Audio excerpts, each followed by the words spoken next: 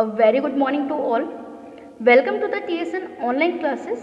Today I am going to explain class 11 chemistry chapter number 3 and it is a last part of this chapter. Today topic is electron gain enthalpy. When an electron is added to a neutral gaseous atom to convert it into a negative ion, the enthalpy change and the process is defined as the electron gain enthalpy. बेटे इससे previous video जो था third part of this chapter I will explain to you ionisation enthalpy. What to understand by the ionisation enthalpy? In the gases state outermost electron को remove करने के लिए हमें जितनी एनर्जी देनी पड़ती है उसे हम आयोनाइजेशन एंथैल्पी कहते हैं. यहाँ पर इलेक्ट्रॉन गेन एंथैल्पी जो है वो उससे जस्ट अपोजिट है. कोई भी गैसेस स्टेट का जो एटम है जब वो किसी इलेक्ट्रॉन को गेन करता है तो उसकी जो एनर्जी का मान है वो बदल जाता है और यही एनर्जी जो है उसे इलेक्ट्रॉन गेन एंथैल्पी के नाम से जाना जाता है. Electron gain enthalpy provide a measure of the case with which an atom acts on a electron to form an ion. तो आयोनाइजेशन एंथैल्पी के अंदर भी हमने एक इक्वेशन की स्टडी किया था. तो उसके से अपोजिट उसी इक्वेशन को यदि हम अपोजिट डायरेक्शन के अंदर लिख देते हैं, देखिए यहाँ पे जैसे कि x कोई एटम है और ये गैसेस स्टेट के अंदर है. जब इसके अंदर कोई इलेक्ट्रॉन ऐड होता है तो ये x माइनस के अंदर कन्वर्ट होता है, x माइनस आयन के अंदर कन्वर्ट हो जाता है. तो ये जो इक्वेशन है ये शो कर रही है हमें इलेक्ट्रॉन गेन एंथैल्पी को. Depending on the element, the process of adding an electron to the atom can be either endothermic and exothermic. कोई भी एलिमेंट जो है वो इलेक्ट्रॉन को गेन कर रहा है या किसी भी एलिमेंट के अंदर इलेक्ट्रॉन को ऐड करने की जो एनर्जी है, मतलब दोनों ही काम हो सकते हैं. वो जो प्रोसेस है वो एंडोधर्मिक भी हो सकता है यानी उसके अंदर से हमें एनर्जी देनी पड़ सकती है, या वो एक्सोधर्मिक भी हो सकता है यानी आफ्टर दिस रिएक्शन एनर्जी जो है वो रिमूव भी हो सकती है. Added to a atom and the electron gain enthalpy is negative.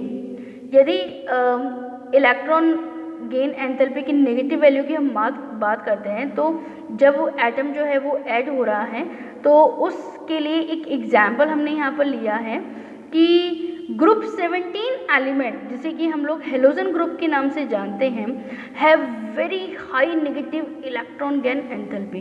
जो ग्रुप 17 है, जो हेलोजन ग्रुप है, उसकी इलेक्ट्रॉन गेन एंथैल्पी का जो मान है वो बहुत ही ज़्यादा नेगेटिव होता है, हाईली नेगेटिव होता है. Because they can attain stable noble gas electronic configuration by picking up an electron. ऐसा इसलिए होता है कि भाई 17 नंबर के ऊपर यदि 17 नंबर के ग्रुप के एलिमेंट्स की यदि हम बात करते हैं तो बजाय एलिमेंट वो किसी भी एक इलेक्ट्रॉन को जो है पिक कर सकते हैं और आराम से नोबल गैस के अंदर, नोबल गैस का जो कॉन्फ़िगरेशन है उसके अंदर वो कन्वर्ट हो सकते हैं. On the other hand, noble gas have a large positive electron gain enthalpy.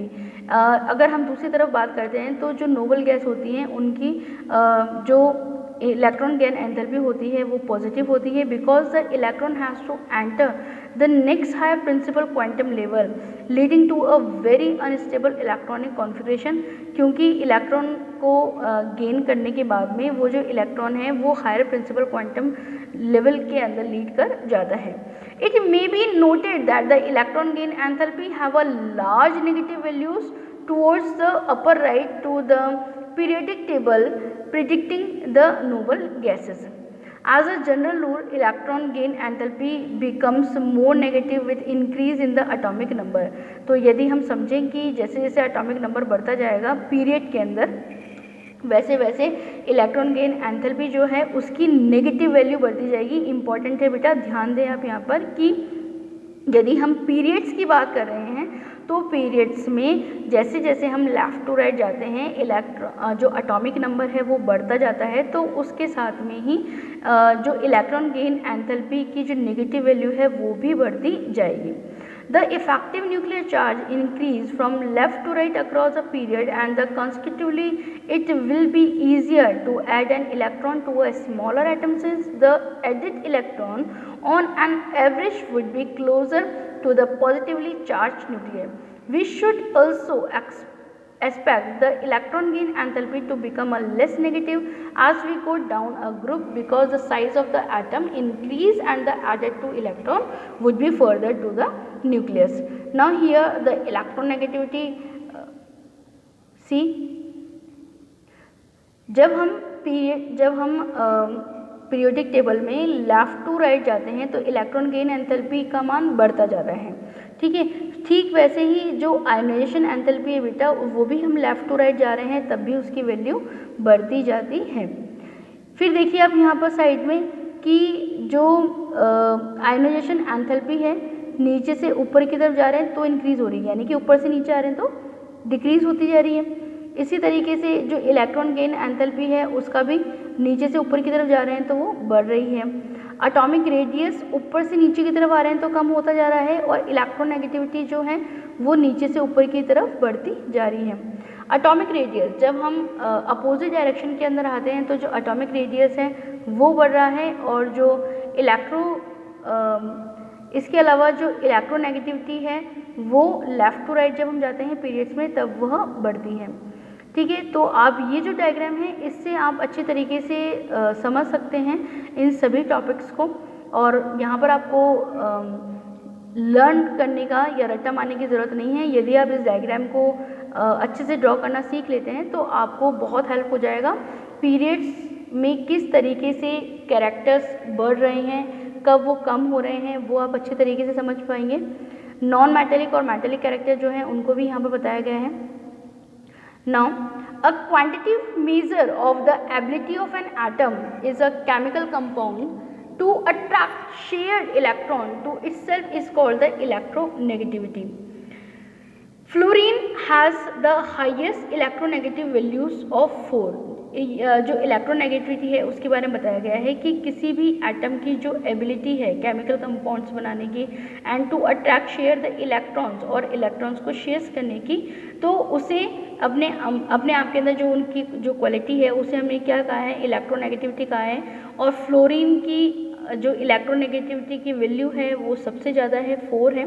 It is most electronegative element, जो फ्लोरीन है वो हाईएस्ट इलेक्ट्रोनेगेटिव एलिमेंट है। Non metallic elements have strong tendency to gain electron. जो non metallic elements होते हैं उनके अंदर बहुत स्ट्रॉन्ग टेंडेंसी होती है इलेक्ट्रॉन को गेन करने की।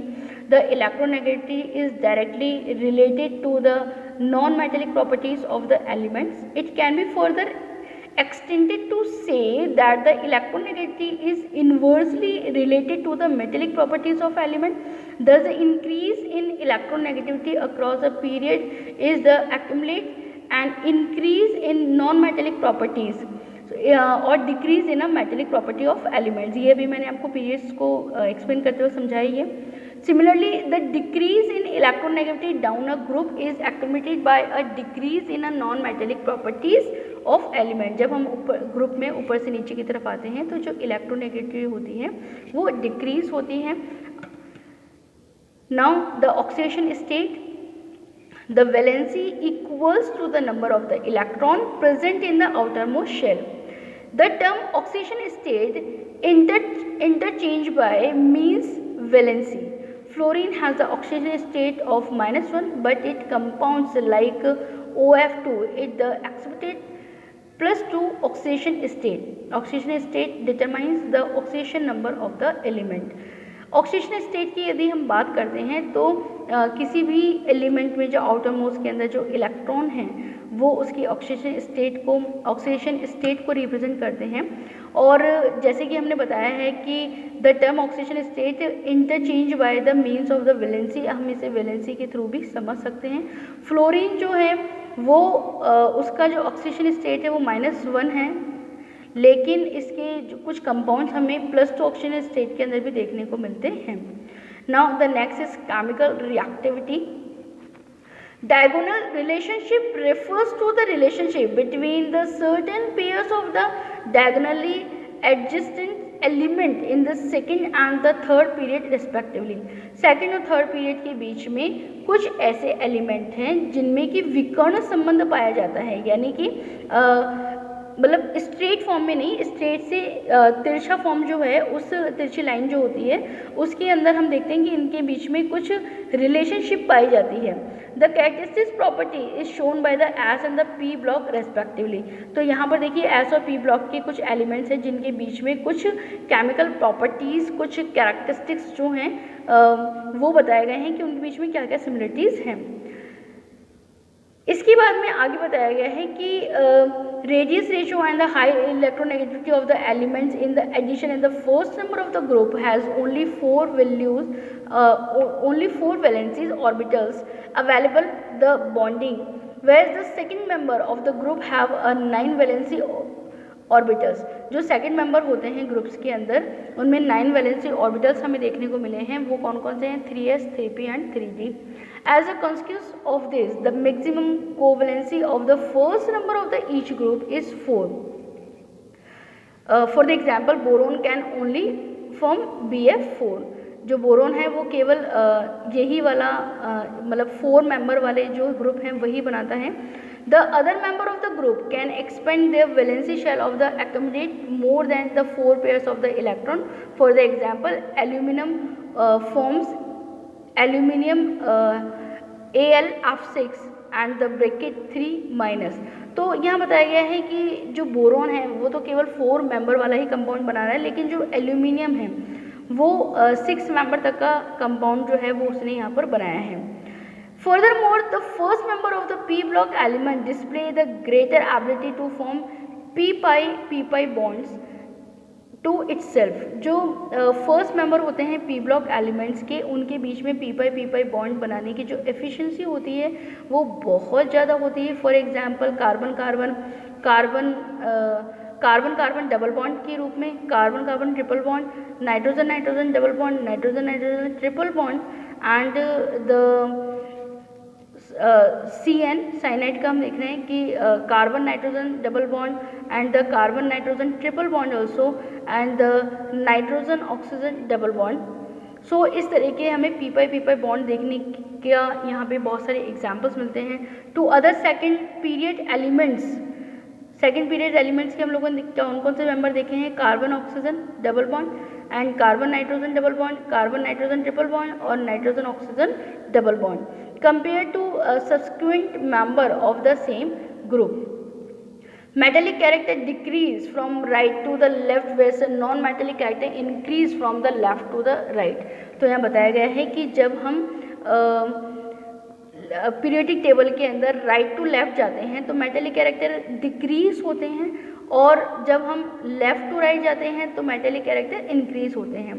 This is due to addition of the electrons in various orbitals, elements which combine on the 2 extremes of the periods table from the oxides like peroxides and superoxides. Some are the acidic basic and nature and the bitter known as the amphoteric oxide. तो ये जो topic हैं ये हम class 10 के metal non metal chapter जो है उसके अंदर हम कर चुके हैं। Metals from basic oxides, non metals are acidic oxide. जो मेटल्स होते हैं वो बेसिक ऑक्साइड्स होते हैं और जो नॉन मेटल होते हैं वो एसिडिक ऑक्साइड्स होते हैं। Among transition metals 3D series, the charge in atomic radius is much smaller as compared to those of the respective elements across the periods. The change in atomic radii is still smaller among the inner transition metal 4f series. The ionization enthalpy are the intermediate between those of S and the p block, as consequent they are less electropositive than group 1 and 2 metals। सो यहाँ बताया गया है कि जो transition metals होते हैं जिन्हें कि हम 3D सीरीज से जानते हैं, जो ट्रांजिशन मेटल होते हैं इनका जो एटॉमिक रेडियस होता है वो स्मॉलर होता है compare to the respective elements across the periods. ठीक है, the change of the atomic radius is still smaller among the inner transition metal. जो इनर ट्रांजिशन मेटल जो होते हैं उनका जो एटॉमिक रेडियस होता है वो स्मॉलर होता है, जैसे 4f सीरीज की यदि हम बात करते हैं। The ionisation enthalpy are the intermediate between those of the s and p block. जो आयनाइजेशन एंथैल्पी होती है एस और पी ब्लॉक की वो आपस में इंटरमीडिएट करती हैं and they are less electropositive than group 1 and 2 metals. और ये इनमें जो इलेक्ट्रोपॉजिटिव का जो कैरेक्टर होता है वो ग्रुप 1 और 2 की तुलना के अंदर काफ़ी कम होता है। So here the periodic table, I hope कि ये जो चैप्टर है वो आपको बहुत अच्छे समझ में आया होगा। इस चैप्टर को करने से पहले आप क्लास 10 का चैप्टर नंबर 5 जो है वो and chapter number 3 metal non metal जो है उसे भी आप एक बार गो थ्रू कर लें। Thank you very much students.